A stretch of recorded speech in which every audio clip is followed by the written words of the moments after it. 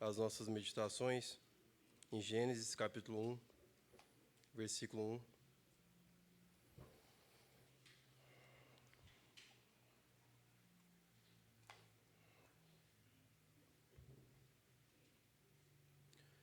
No princípio criou Deus os céus e a terra, porém, estava sem forma e vazia. Havia trevas sobre a face do abismo, e o Espírito de Deus pairava por sobre as águas. E disse Deus: haja luz, e houve luz. Pai, nós estamos diante de Ti, com a Tua palavra aberta, e pedimos, Pai, para o Senhor abrir a porta na Tua palavra aos nossos corações, para que a luz, Pai, do Teu Filho resplandeça em nossos corações, Pai. Nós clamamos para que o Senhor, Pai, venha no meio de nós, Pai, ser o nosso bom pastor. Em Teu nome nós clamamos a Ti. Amém. Meus irmãos, nós vamos estar dando continuidade ao que temos meditado desde o sábado passado, no Luau, e uma sequência de irmãos veio ministrando em alinhamento com o que já tinha sido proposto, e foi algo que tem falado muito conosco e tem sido maravilhoso para nós desfrutar desse banquete que o Senhor tem preparado para nós. Nós vimos no nosso último encontro que Gênesis, como nós já meditamos algumas vezes, o tema central de Gênesis é o fracasso do homem em todos os aspectos e a salvação de Deus em cada um deles. Nós vimos que é uma sequência de quedas que teve a partir de Gênesis 3, com Adão e Eva, e assim por diante, até a Torre de Babel, e iniciando em Gênesis 11 a criação da nação de Israel através da vida de Abraão. Então nós vimos que o livro de Gênesis é dividido em dois, né? Gênesis 1 ao 11, que é a queda do homem, e do 11 em diante é a nação de Israel sendo formada. Só que nós focamos agora na criação de uma maneira diferente, porque nós vimos que houve uma queda antes, quando do versículo 1 para o versículo 2, que nós vimos que o nosso Senhor criou os céus e a terra, e de acordo com Isaías 45, 18, que nós vimos o texto, que ele falou que Deus não cria nada para ser um caos ou sem forma e vazia, e ele criou a terra ele formou a terra para que o homem habitasse nela. Então não tem conexão nenhuma o versículo 2 da terra que foi criada por Deus ser sem forma e vazia, ser um caos, ser um abismo, se Deus não cria nada para ser isso. Então nós vimos que a explicação para isso é que a palavra estava sem forma e vazia, ou era sem forma e vazia, na realidade a tradução adequada é tornou-se sem forma e vazia, tornou-se um caos.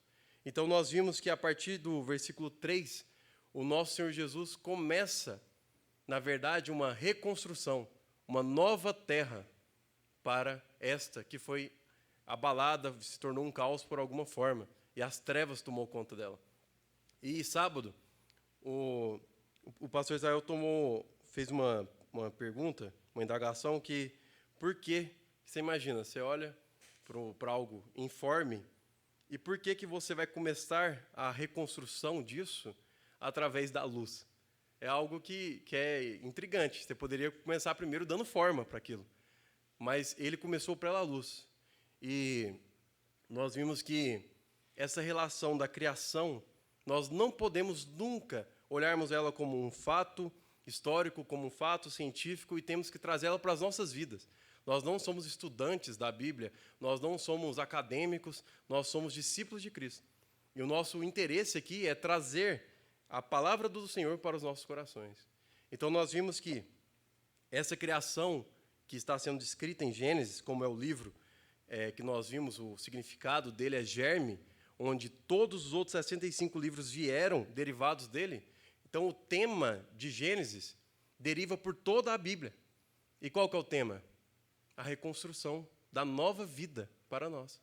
Então ele, o nosso Senhor, quando está mostrando a criação aqui em Gênesis, está apontando para a nossa nova vida nele. Está apontando para a nossa reconstrução, que na verdade não é uma reforma, é uma nova construção. Então, nós vimos que ele começou pela luz. Por quê? João 1, nós vimos aquele texto maravilhoso, que talvez é um dos melhores textos do Novo Testamento, que ele fala que no princípio criou os céus, no princípio, não apontando para a criação dos céus, mas sim apontando para que Deus, que era o verbo, o logos de Deus, que é Jesus, como nós vimos lá, ele já existia antes da criação de todas as coisas. E todas as coisas que se formaram através desse verbo, por meio dele, elas existem por causa dele. Então, todas as coisas foram criadas por esse verbo.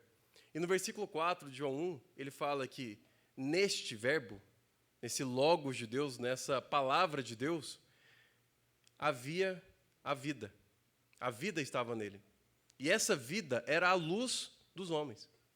Então, ali no versículo 4, ele nos dá uma chave para nós entendermos por que ele começou essa nova criação através da luz.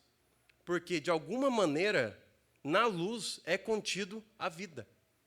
Então, nesse mundo que estava em trevas, e ele estava como um abismo sem forma e vazio, como um caos, igual Isaías 45 vai dizer, a primeira coisa que ele fez, obviamente, foi dar vida através da luz. É interessante que estava conversando com minha avó sobre o Caleb, o cuequinha que vocês viram aqui. Ela fascinada por ele e achando ele a coisa mais linda do mundo. E ela me fez uma pergunta muito interessante, que ela falou, como que duas águas, duas células se encontram e geram algo tão perfeito como isso? E você vai em busca dessa resposta e ninguém consegue explicar. Porque você entende o que é o sêmen, o que é essa célula, e você entende como que eles se encontram e geram isso. Mas você não entende o que há nesse encontro. E os cientistas, para explicarem isso, eles dizem que ao encontrarem essas duas células, aparece uma luz. E a partir dessa luz, ninguém sabe o que acontece ali. Então, a luz contém a vida. Em todas as áreas da nossa vida, a luz contém a vida. E o nosso Senhor Jesus, ele, através dessa construção desse mundo novo, nós trazendo para as nossas vidas, é interessante que o apóstolo Paulo vai mostrar que, na verdade, esse mundo todo que é descrito na criação, ele está contido somente em uma área das nossas vidas, que é os nossos corações. E ele vai mostrar aonde essa luz raia, onde ela vai resplandecer em nossas vidas, apontando o início da nossa reconstrução de dentro para fora. Igual em Marcos 7, que nós já vimos, o nosso Senhor Jesus começa uma discussão com os fariseus, a partir do versículo 14, que ele vai mostrar que nenhum alimento é impuro, porque não importa o que entra no homem, sim o que sai. Porque de dentro do coração do homem é que procedem todos os maus. Então não importa o que está acontecendo do lado de fora. E nada que está de fora é capaz de transformar o que está dentro. Então o nosso Senhor mostra que a primeira coisa que tem que ser reconstruída em nossas vidas é o coração. Então, 2 Coríntios 4, o apóstolo Paulo, no versículo 6, ele fala assim, que disse Deus que das trevas resplandeceria a luz. Aí ele vai dar a interpretação dele agora, que da mesma forma que resplandeceu a luz nas trevas no início da criação, agora ela resplandecerá em nossos corações, dissipando as trevas dele. Como? Iluminando o conhecimento de Deus na face de Cristo. Então, olha para você ver que interessante. Ele agora está falando que essa luz que dissipa as trevas, que essas trevas só estão contidas em nossos corações, que dissipa as trevas, ela é para um intuito, como se fosse um véu que estava sobre nós, nos cobrindo, para que nós não tivéssemos a capacidade de enxergar a Deus. Então, ele retira esse véu e ele continua. Anteriormente, ele fala isso em 2 Coríntios 4, se você ler por completo, que ele fala que o Deus desse século cegou o entendimento de muitos. E o evangelho está encoberto agora para todos. E como é que faz para a gente ter acesso a esse evangelho encoberto? Não está encoberto por Deus. Ele está encoberto porque algo está em nossos corações. Essas trevas, densas trevas, que tem que ser retirada através da luz. Por isso que, quando nós vemos alguns clamores de alguns salmistas, por exemplo, o Salmos 80, nós já oramos muito sobre esse salmo, o versículo 19, ele tem 3 clamores, o mesmo, no versículo 2, o 7 e o 19, que ele fala: restaura-nos, ó Senhor, ó o povo de Israel clamando, restaura-nos, ó Senhor, livra-nos, resplandece a tua face e nós seremos salvos. Por que que a face de Deus tem a capacidade de nos libertar e nos salvar? Porque nós, que éramos pecadores, destituídos da glória, somos carentes dessa glória, dessa luz, agora nós temos a capacidade de olharmos para Cristo, que é o resplendor da glória, e termos toda essa carência de luz suprida nele. Então, Jesus, ele veio para suprir toda essa carência, toda essa destituição que foi nos concedida na queda, para nós sermos supridos com essa luz. E ao sermos supridos, o que acontece? Nós conseguimos vê-lo, nós conseguimos enxergá-lo. E é interessante que na Bíblia, se você colocar o Antigo e o Novo, você consegue ver que há uma suposta contradição que, como citamos Marcos 7, de dentro do coração procede todo o mal. E vimos em Provérbios 4, 23, que de dentro do coração é que procede as fontes da vida. Então, qual que é essa contradição? Está mostrando que, na verdade, nós somos criados para termos a fonte da vida dentro de nós. Como nós vimos que o nosso coração é o jardim, o Éden de Deus, onde foi posto a árvore da vida e também a árvore do conhecimento do mal. O cristão é o único que tem essa disponibilidade. A carne peleja contra o espírito e o espírito peleja contra a carne. O cristão tem 2 naturezas, como nós já vimos. Diariamente, negando-se a si mesmo, nós temos que escolher o que nós vamos nos alimentar. E, como nós vimos ontem, o irmão de 93 anos citando, que essa luta é até o fim da vida. Perseverando, todos os dias, nas nossas escolhas. Em qual? Na luz, nas trevas, na vida ou na morte. Então, essa contradição de que o nosso coração procede todo o mal e o coração é a fonte da vida, nosso coração só vai ser a fonte da vida quando essa luz resplandecer nele e dissipar essas trevas. E aí o que vai proceder de nós é a vida. E só aí nós conseguiremos receber a palavra do nosso Deus. Porque senão vai ser como colocar vinho em odre velho, vinho numa criação velha. E o que acontece? Vai talhar o vinho. Por isso tem que ser um novo odre para colocar um vinho novo, conservando o vinho novo. Então não tem outra saída. Talvez nós estamos aqui há muitos anos, como nós já meditamos, e o que tem acontecido? Palavra entra, palavra morre. Ou na parábola, como nós vimos em Marcos 4, a semente cai na terra, não cria raiz. Porque a terra está entupida de pedras, espinhos, ou nem conseguiu adentrar na terra e é pisoteada pelos nossos pensamentos, pelo nosso ativismo, até mesmo religioso. E nós não conseguimos dar espaço para a palavra enraizar em nós, como foi o tema de ontem. Não tem capacidade, ela, de criar raízes profundas em nós, transformando, dando vida a essa nova criação. Então, nós até agora vimos esses aspectos e é muito reconfortante esse tema de Gênesis, de todos os fracassos do homem foram supridos em cada aspecto por uma salvação de Deus. Isso é algo que, não sei para você, mas é muito reconfortante. Talvez a gente tenha uma dúvida de, eu não consigo degustar dessa palavra. Eu não estou falando da minha pregação, mas da palavra. Eu não consigo degustar dela. Eu não consigo ter prazer nela. Porque, como nós já vimos, o homem feliz, de acordo com o Salmo 1, é aquele que tem o prazer na lei. E ele tem tanto prazer nela que ele não consegue meditar ou ter atenção em outra coisa a não ser nela. Então, esse homem que deveríamos sermos nós, só vamos chegar nesta condição quando nós conseguirmos degustar da palavra verdadeiramente. Como? Nós precisamos que ela se faça carne em nós, como o Verbo se encarnou. O que significa isso? É nós nos conformarmos com Cristo.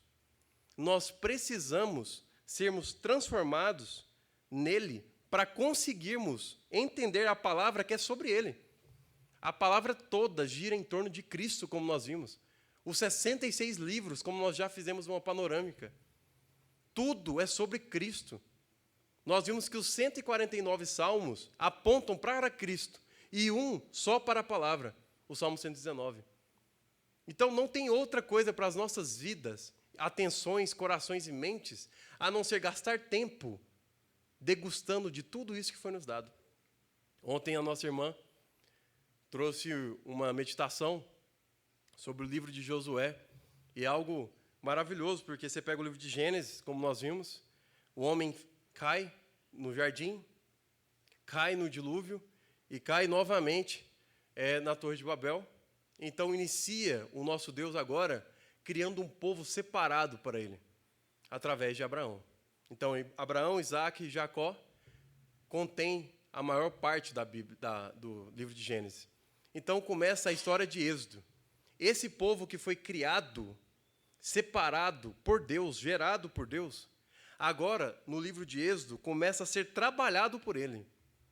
Nós vimos que o tema de Êxodo, são 40 capítulos, ele é dividido ao meio, certinho, como nós vimos. Do capítulo 1 ao 19, qual que é o tema? Libertos pelo sangue. Do capítulo 20 ao 40 é o quê? Comunhão com Deus que nos libertou pelo sangue. Então, olha para você ver. Deus libertou o povo que ele gerou através do sangue. Lembram? Passou o sangue nos umbrais da porta, o espírito da morte ia passar. Deus, ao olhar o sangue, ele não viria a nós. Ele não viria os nossos erros e pecados. Igualmente, ele deixa o justo e o injusto, o ímpio, o pecador e o santo viverem juntos na terra, sem destruí-los, porque quando ele olha para a terra, ele só vê o sangue. Ele não vê nós, ele só vê o sangue. Porque se ele nos vê, nós somos destruídos, como Moisés mesmo disse. Então, quando Deus, ele liberta o povo pelo sangue, em Êxodo, agora ele começa a pegar esse povo que foi liberto e ensinar sobre quem é esse Deus que libertou eles. Vocês imaginam? Deus vira para aquele povo e fala, eu vou te mostrar uma terra, você vai largar tudo e ir para essa terra. Quem é você? Eu sou o Deus de Abraão, Isaac e Jacó. O que você faz? Não, eu sou o que sou. Eles não sabem nada sobre Deus.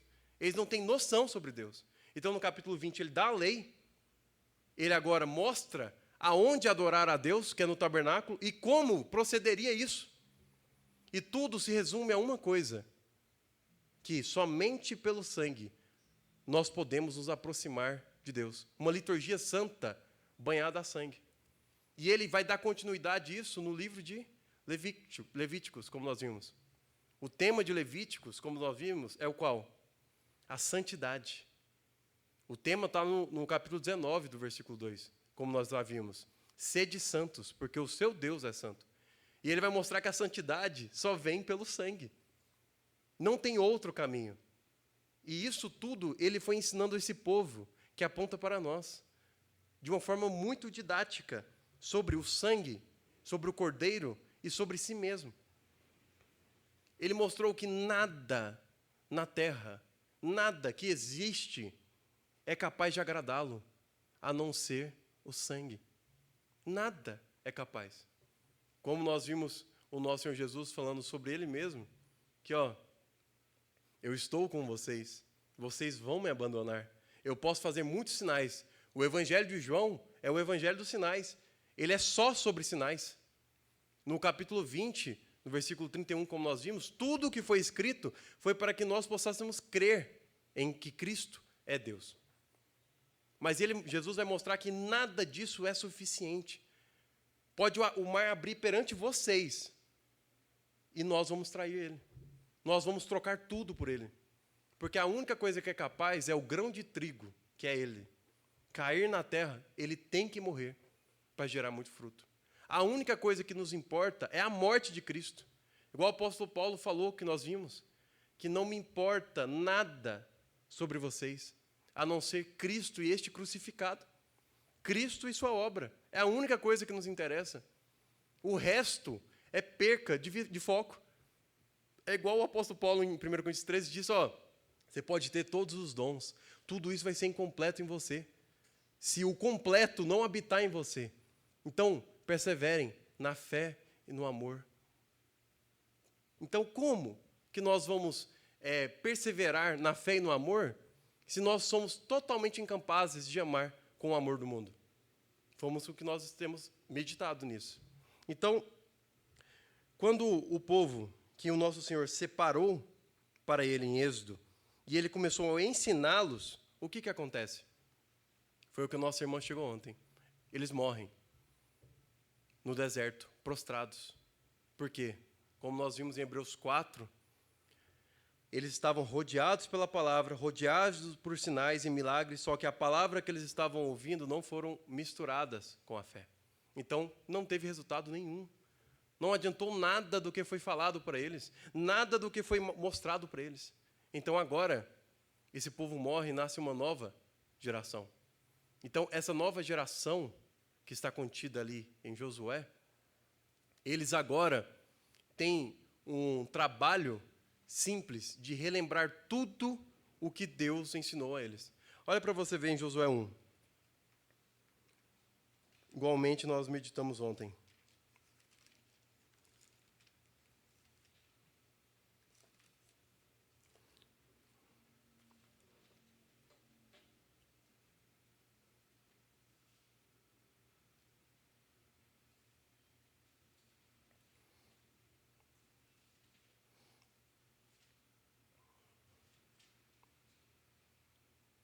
Versículo 7.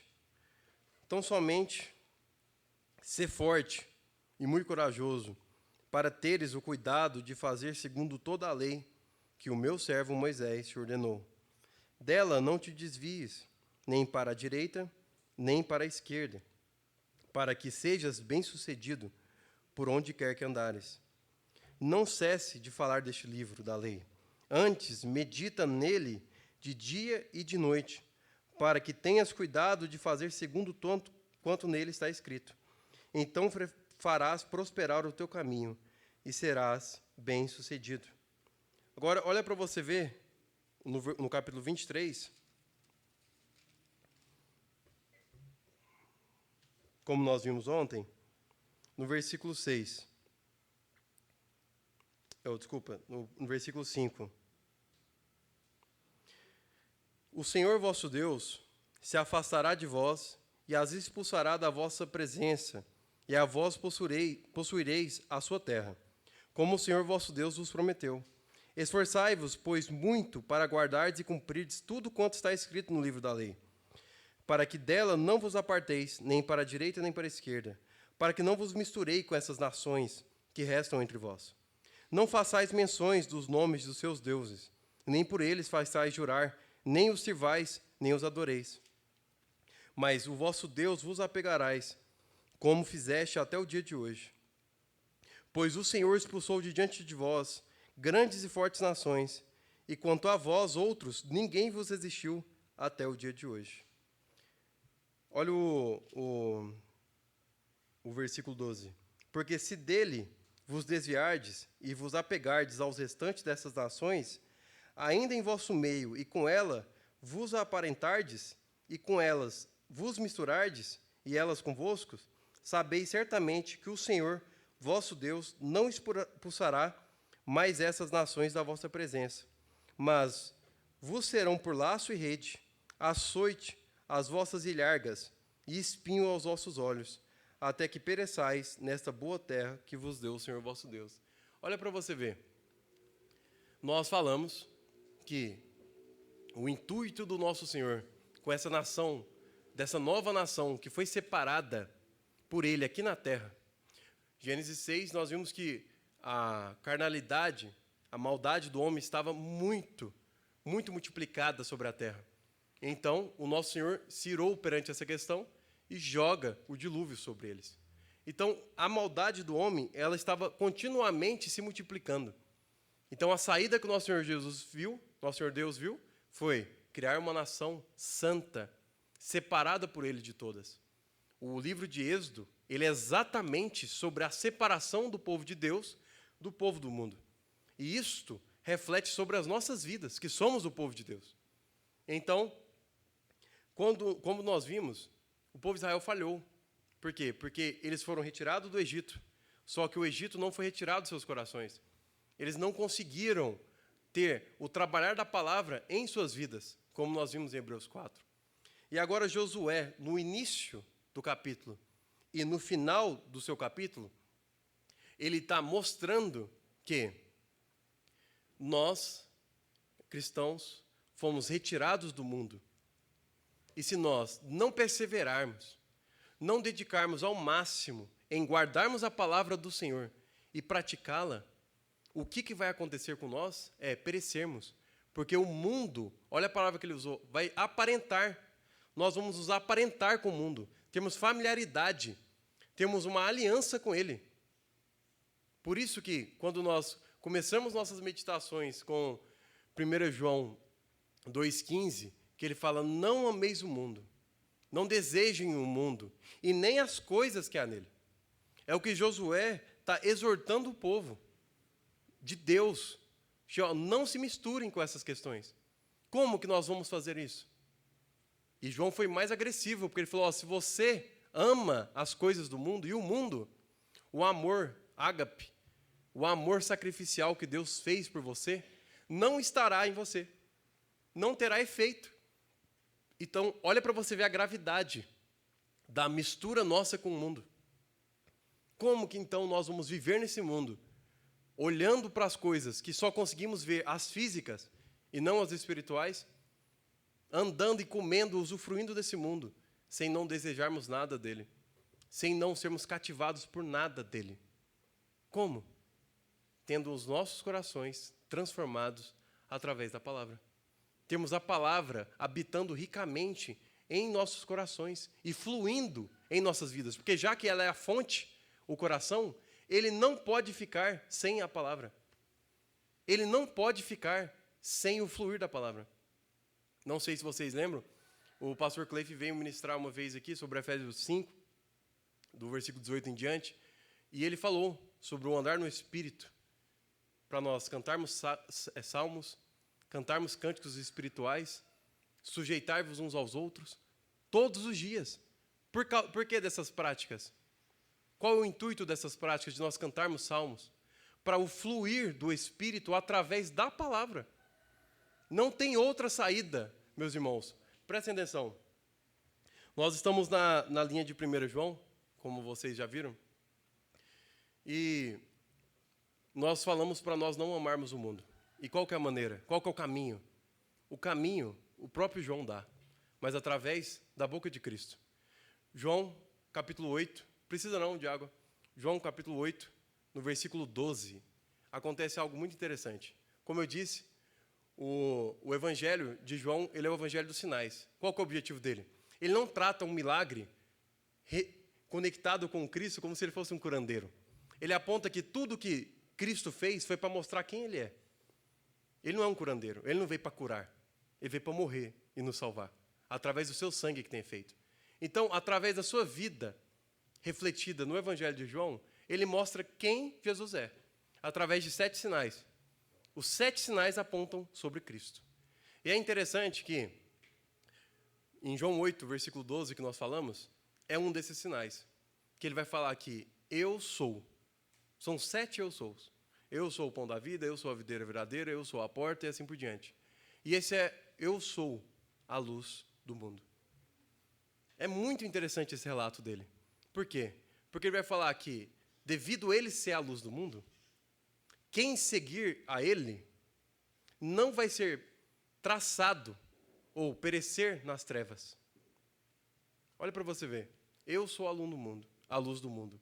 Quem me seguir não andarás nas trevas. Então, o que isso nos mostra? Que o caminho que o nosso Senhor Jesus nos deu para não nos corromper, não nos misturar, não sermos afeiçoados por esse mundo, não termos desejo por esse mundo, não sermos tragados por essas milhões de opções de luzes que existem nesse mundo, chamando a nossa atenção, é qual? Segui-lo. Sim, mas como que segue a Cristo? Qual que é a única maneira de seguirmos a Cristo? Ele vai falar que quem quiser Pois então, vir após mim, tome a sua cruz e me siga. Então ele vai falar que esse caminho para segui-lo é através da cruz.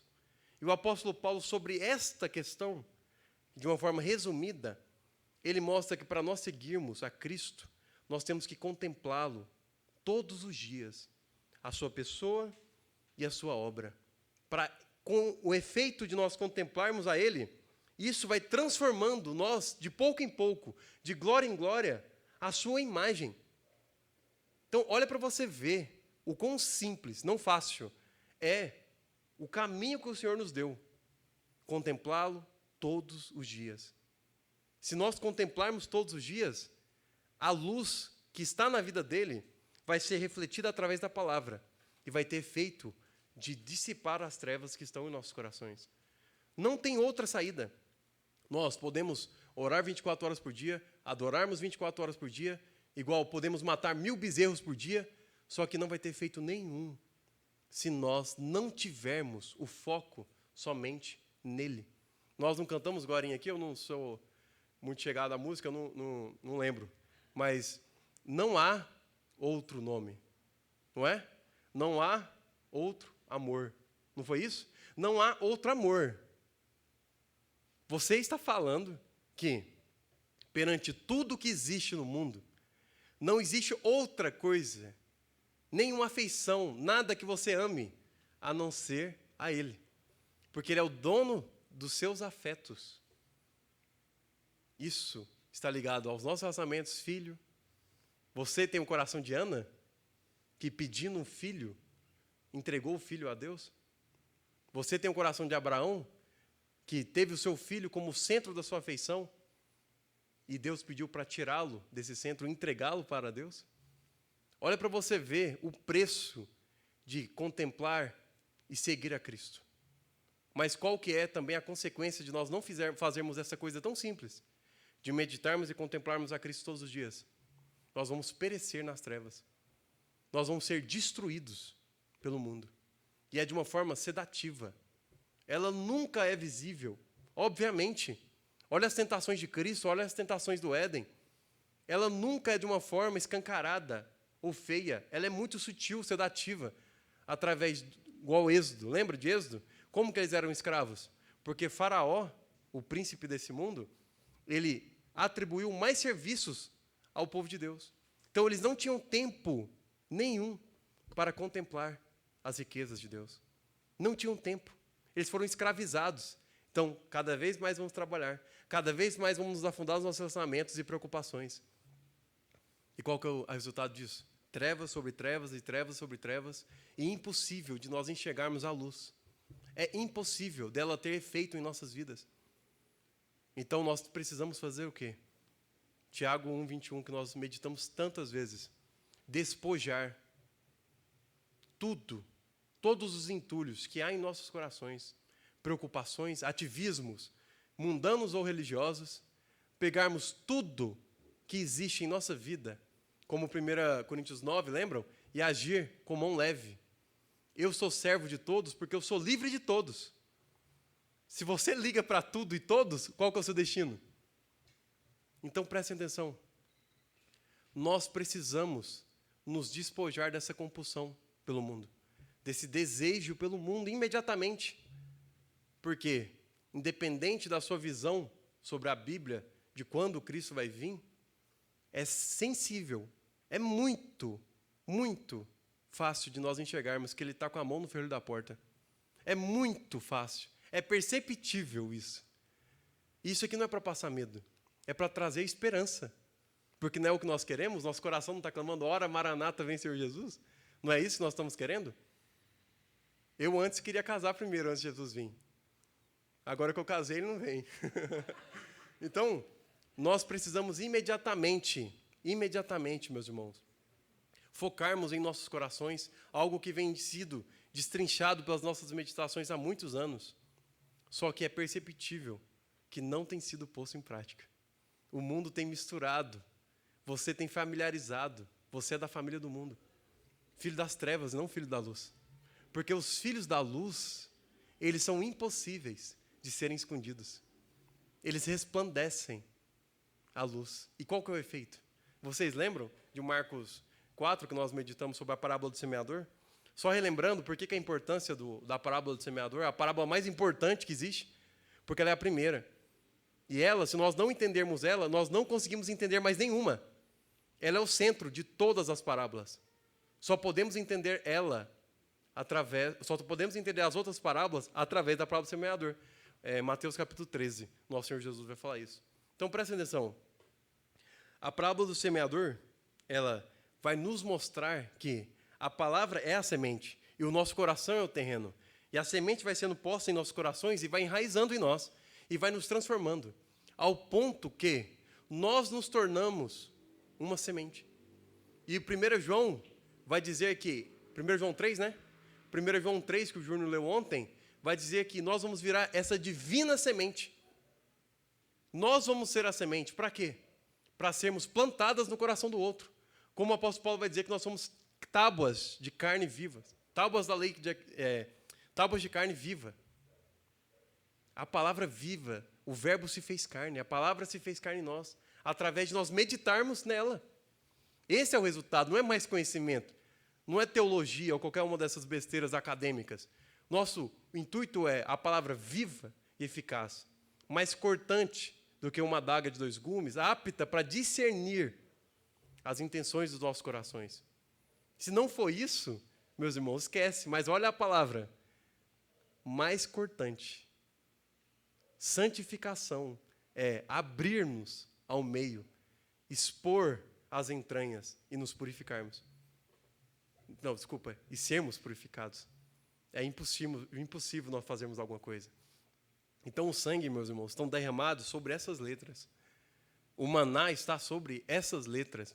O único contato que nós temos nesta terra com Deus é esta letra.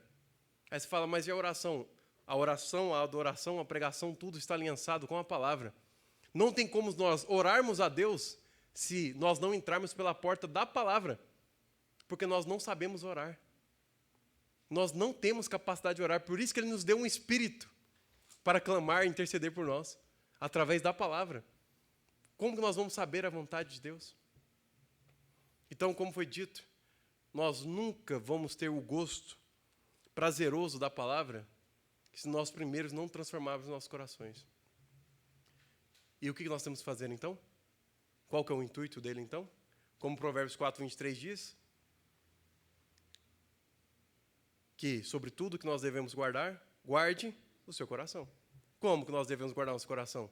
Mais à frente ele vai ensinar. Provérbios capítulo 26, versículo 23. Filho meu, dá-me o teu coração. Ele que guarda para nós. Lembra de Filipenses 4:7? Quantas vezes nós oramos sobre isso? Que nós apresentando as nossas ansiedades perante o nosso Senhor, Ele vai guardar os nossos corações e mentes. A palavra guardará, nós vimos, é patrulhar em volta das nossas mentes e corações. Então, como que nós podemos, perante todos esses recursos que nosso Deus nos deu, ficarmos parados, sofrendo como mendigos com pote de ouro? Não tem como. Não tem como. Ele nos deu o descanso. Como no próprio Evangelho de João, um dos sinais é: eu sou o sábado. Eu sou o descanso. Só que agora não é mais no sábado. É todos os dias das nossas vidas. Nós só adentramos nele, que está dentro de nós.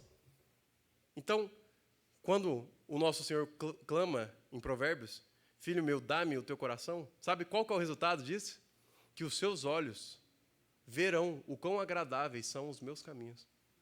Então, até lá, igual foi cantada alguma música aqui, falando que, mesmo sem entender, ele confia em Deus. Isso, meus irmãos, isso não é uma realidade se você não entregar seu coração. É impossível. Você precisa entregar seu coração, porque você não vai enxergar o quão bom e agradável é os caminhos do Senhor. Ou, lembra de Romanos 12? Transformai-vos pela renovação da vossa mente, e nós vamos ver quão bom e agradável é a vontade de Deus. Como que nós transformamos? Entregando os nossos corações, meditando na palavra, enchendo os nossos corações através da palavra e da meditação, e ela vai nos purificar. Vai purificar os nossos corações. E aí nós podemos começar a trazer o assunto de unidade, comunhão. Porque, caso contrário, se nós não tivermos esses corações, o que vai ter é divisão. Nunca vamos ter comunhão se não tivermos todos no mesmo espírito, na mesma palavra. Um só cabeça, um só foco. Caso contrário, é cada um para um canto, cada um para um caminho, cada um com uma vontade. Se nós não temos a mesma vontade. Olha o que o nosso Senhor Jesus disse: a minha vontade, o meu alimento é fazer a vontade daquele que me enviou. Quais são os nossos alimentos? Quais são os nossos desejos? Se não forem os mesmos, as mesmas afeições, não tem como ter essa unidade. Só somos unidos em um só Espírito, porque fomos batizados em um só Espírito, bebemos de um só Espírito, somos guiados pelo mesmo Espírito. Só que esse Espírito só age através da palavra. Caso contrário, é impossível de ter efeito. Então, hoje nós só fizemos uma retrospectiva de algo básico que todos nós já sabemos. Só fizemos uma retrospectiva de tudo que nós já vimos. Mais nada. Aí agora pegue isso e coloque ao seu lado e pergunte-se, como nosso Senhor Jesus nos perguntou em Mateus 6, aonde está o seu coração? Nisso tudo.